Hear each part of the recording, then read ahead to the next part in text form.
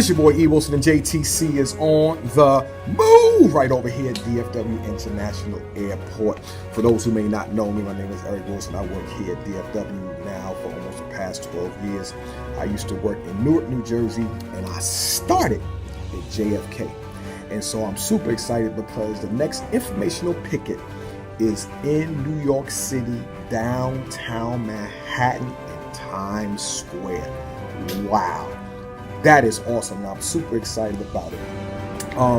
Everybody knows that, you should know, being a union member, that we were promised a contract, an industry-leading contract that we have yet to receive, even though the company is making billions of dollars.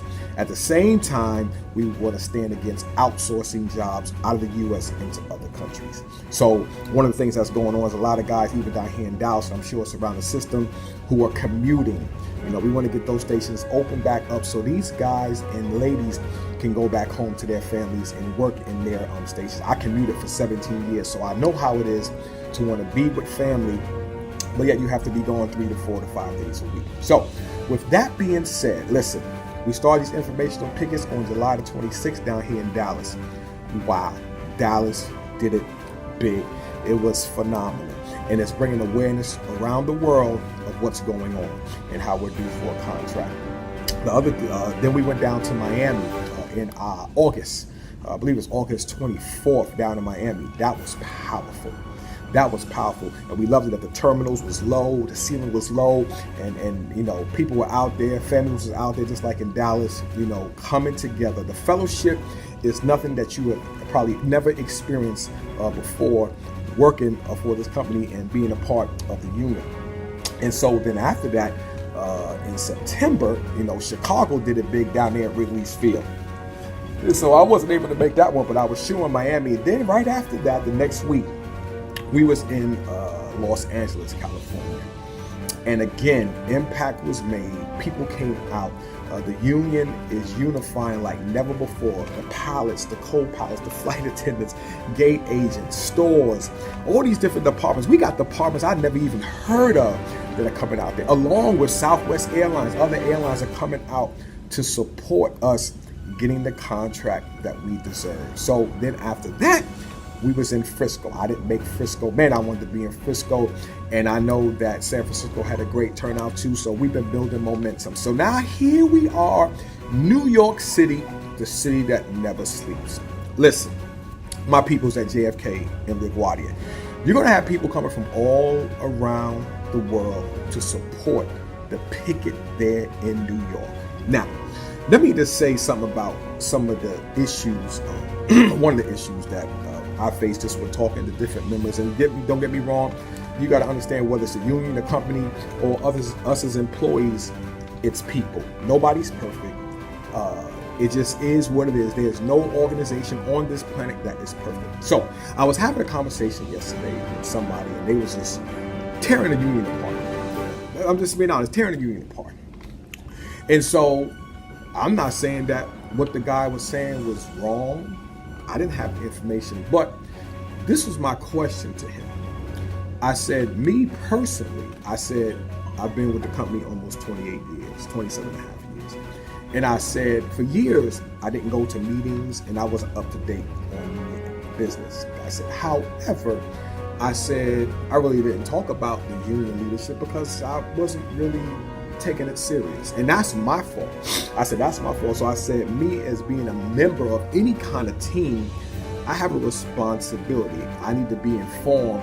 I said, I need to stop getting 5 and 6 person hand down information on what took place at a meeting.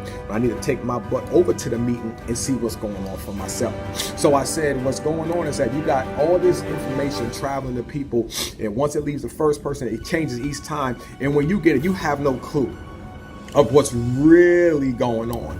And when I flipped it to the guy, I said, it's our responsibility as members, move the leadership out the way, to be present at meetings when we can, or to make sure we're getting vital, credible information on what's the status at the union at any particular time. And if we don't agree with something, that's our opportunity at the meetings to voice. But if we don't go to the meetings and we're so busy and we don't have time and screw this and screw that, well, then you really don't have nothing to say. And when I flipped it on the guy, he really started to stumble because I said, no, we have a responsibility to go. Who is the union? It's us. So when you're talking about the union, you're talking about yourself.